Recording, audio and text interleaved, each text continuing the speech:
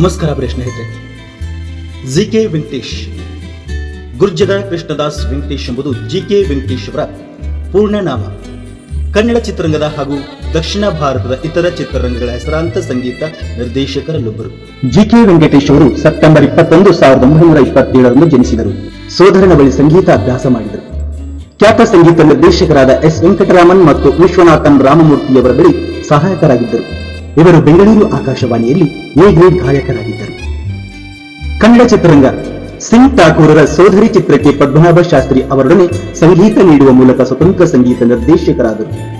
ವೀಣಾ ವಿದ್ವಾಂಸರಾಗಿದ್ದ ವೆಂಕಟೇಶ್ ಹಿಂದೂಸ್ತಾನಿ ಸಂಗೀತದಲ್ಲಿ ಪರಿಣಿತರಾಗಿದ್ದರು. ಶಾಸ್ತ್ರೀಯ ಮತ್ತು ಜಾನಪದ ಸಂಗೀತದ ಸಮ್ಮಿಶ್ರಣವನ್ನು ಸಾಧಿಸಿದ್ದು ಅವರ ವೈಶಿಷ್ಟ್ಯ. 1962ರಲ್ಲಿ ಕರುಣೆಯೇ ಕುಟುಂಬದ ಕಣ್ಣು ಎಂಬ ಕನ್ನಡದ ಮೊದಲ ಕಾದಂಬರಿ ಆಧಾರಿತ ಚಿತ್ರ ತಯಾರಿಸಿದ ಹೆಗ್ಗಳಿಕೆ ಇವರದು.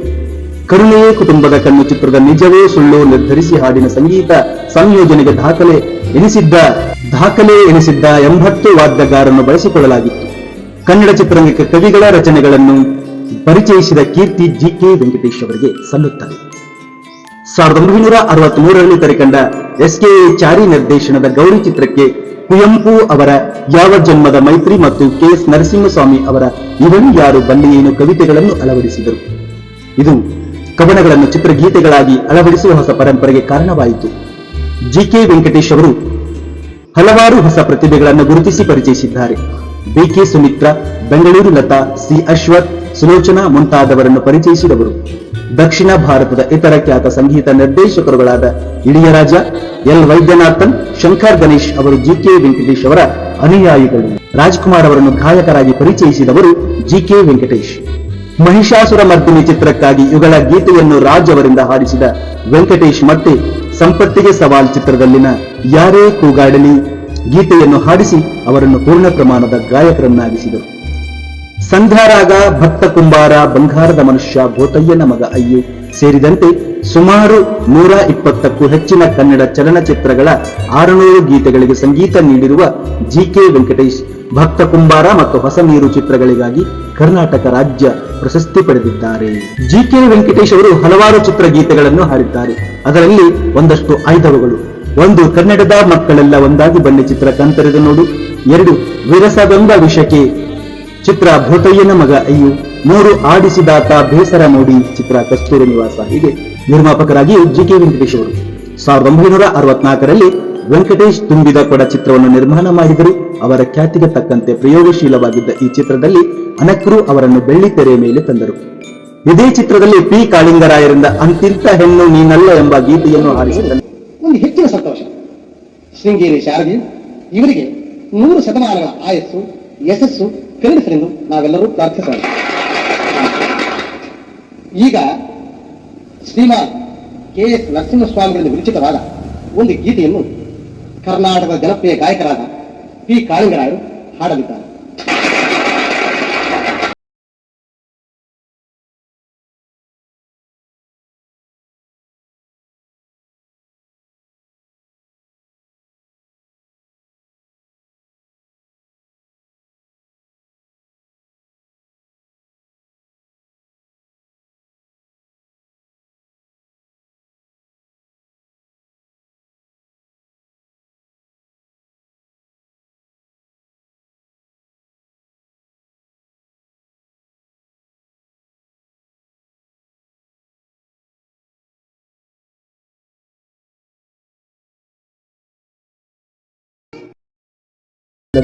ಅವರು ಹಾಡುತ್ತಿರುವ ದೃಶ್ಯವನ್ನು ಬೆಳ್ಳಿ ತೆರೆಯ ಮೇಲೆ ರೂಪಿಸಿದ್ದರು.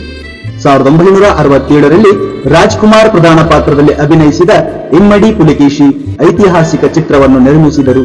ಇವರ ನಗುವ ಹೂವು ಸಿನಿಮಾ ರಾಷ್ಟ್ರ ಪ್ರಶಸ್ತಿ ಪಡೆಯಿತು. ನಗುವ ಹೂವು ಚಿತ್ರ 1976 ಆರ್ ಎನ್ ಸುದರ್ಶನ್ ಹಾಡಿರುವ ಇರಬೇಕು ಇರಬೇಕು ಅರಿಯದ ಕಂದನ ತರಹ ಈ ಗೀತೆಯ ಮಾಧುರ್ಯಕ್ಕೆ ಬೇರೆ ಯಾವ ಕನ್ನಡದ ಗೀತೆಯೂ ಸಾಟಿಯೇ ಇಲ್ಲ ಎಂದರು ಶಿಷ್ಯ ಇಳಿಯರಾಜ. ಜಿಕೆ ವೆಂಕಟೇಶ್ ಅವರು ನವೆಂಬರ್ 1993ರಲ್ಲಿ ನಿಧನ ಹೊಂದಿದರು. ಅವರ ಸ್ವ ಇಚ್ಛೆಯಂತೆ ಅವರ ಕಣ್ಣುಗಳನ್ನು ಮರಣೋತ್ತರವಾಗಿ ದಾನ ಮಾಡಲಾಯಿತು.